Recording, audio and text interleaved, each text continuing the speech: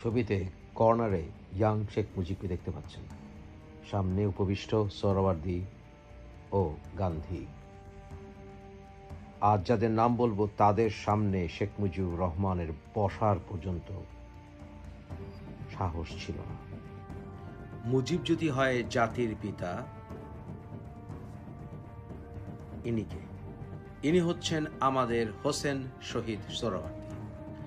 হোসেন শহীদ সোহরাওয়ার্দীর চামচামি না করলে শেখ মুজিবুর রহমান রাজনীতিতে চান্স পেত না।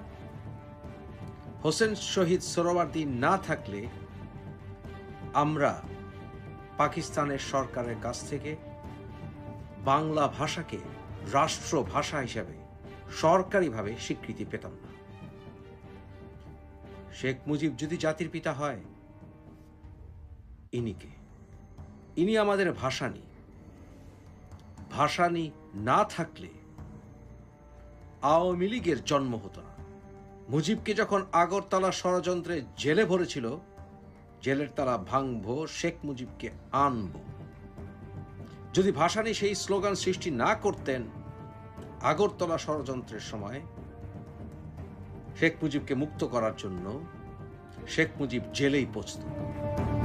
শেখ মুজিবকে জাতির পিতার নাম দেওয়ার অনেক আগেই 1971-এর 9 মার্চে এক বৃহৎ জনসভায় মাওলানা ভাসানীকে জাতির পিতা হিসাবে স্লোগান দিয়েছিল সাধারণ জনতা।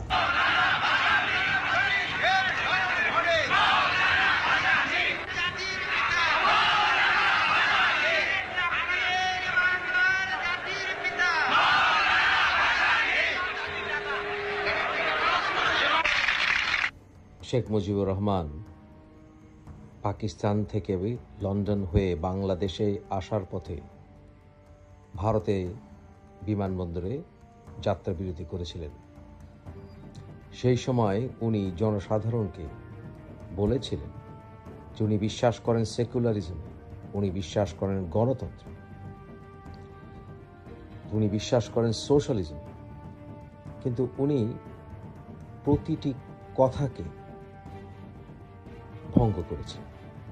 উনি দেশ স্বাধীনতার পর সোশ্যালিস্টদেরকে গণহত্যা করেছিলেন, উনি গণতন্ত্র গলা টিপে হত্যা করে বাকশাল কায়েম করেছিলেন, এবং উনি সেকুলারিজম ধ্বংস করে বাংলাদেশকে ওআইসির মেম্বার করেছিলেন, এবং তার পাশাপাশি উনি বাংলাদেশে বিভিন্ন ইসলামী সংগঠনগুলোকে শক্তিশালী করার মাধ্যমে উনি বাংলাদেশের সাথে পাকিস্তানের সুসম্পর্ক উনি স্থাপন করার পদক্ষেপ নিয়েছিলেন। আমি বিশ্বাস করি সেকুলারিজমে, আমি বিশ্বাস করি গণতন্ত্রে, আমি বিশ্বাস করি সোশ্যালিজমে। শেখ মুজিবুর রহমান নিজেও মনে মনে ভারতকে ঘৃণা করতেন, কারণ আগরতলা ষড়যন্ত্রের পর মুক্তি পাবার পরে শেখ মুজিবুর রহমান যখন লন্ডন গেলেন, সেই লন্ডনে উনি স্পষ্ট বলেছিলেন যে উনি অটোনমি চান এবং একসাথে থাকতে চান এবং দুই পাকিস্তানকে আলাদা করতে চায়। এর থেকে যারা ফয়দা নিতে চায়, উনি ভারতের দিকেই ইঙ্গিত করেছিলেন স্পষ্ট। কিন্তু দেশ স্বাধীনের পর উনি ভারতের মুঠোয় চলে গেলেন। এটা নিশ্চিত শেখ মুজিবুর রহমানকে প্রধানমন্ত্রী মেনে নিলে কোনোভাবেই উনি আর স্বাধীনতার কথা বলতেন না। East Pakistan must get full regional autonomy. They must be self-sufficient in all respect, and also they must get their share, due share, legitimate share in this central administration. And I am sure the West Pakistan people support it. It is only the vested interest who want to divide the people of East and West Pakistan to exploit their sentiments, wants to rule this country. স্বাধীনতার পরেও মাওলানা ভাসানী শেখ মুজিবুর রহমানকে সাবধান করেছিলেন সাম্রাজ্যবাদীদের বিরুদ্ধে। উনি সাবধান করেছিলেন ভারতীয় লুটেরাদের বিরুদ্ধে। তুমি বলতে পারো শেখ মুজিবুর, ভাসানী বলতে পারে, ভাসানীর বাপ বলতে পারে, কোন দিন 80 টাকা এমন চাউল হলো কেন? ভারতের মারোয়ারি চোরাকার বাড়ি যারা এই দেশে বহুকাল আসতে পারে নাই, বাংলাদেশের বর্ডার খুলে দেওয়ায় সশরীরে এসে তমাম চাল ঝাল লবণ মরিচ মেশিন কাপড় জুতা ছাতা কাগজ সব আমার জন্ম হইতে আরম্ভ করছি সাম্রাজ্যবাদীর বিরুদ্ধে সংগ্রাম। আমি মরব, কিন্তু সাম্রাজ্যবাদ পুঁজিবাদ সামন্তবাদে জল উৎখাত করে মরবো, জল উৎখাত করে। যদি শেখ মুজিবুর রহমান হয় জাতির পিতা, তাহলে ইনি আমাদের শেরে বাংলা একে ফজলুল হক।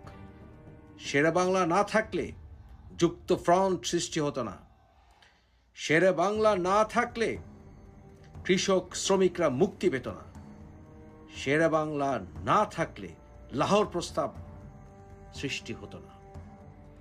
শেরে বাংলা না থাকলে আমরা হিন্দুত্ববাদী ভারত থেকে মুক্তি পেতাম না। শেখ মুজিবুর রহমান যদি জাতির পিতা হয়, ইনি মোহাম্মদ আলী জিন্নাহ।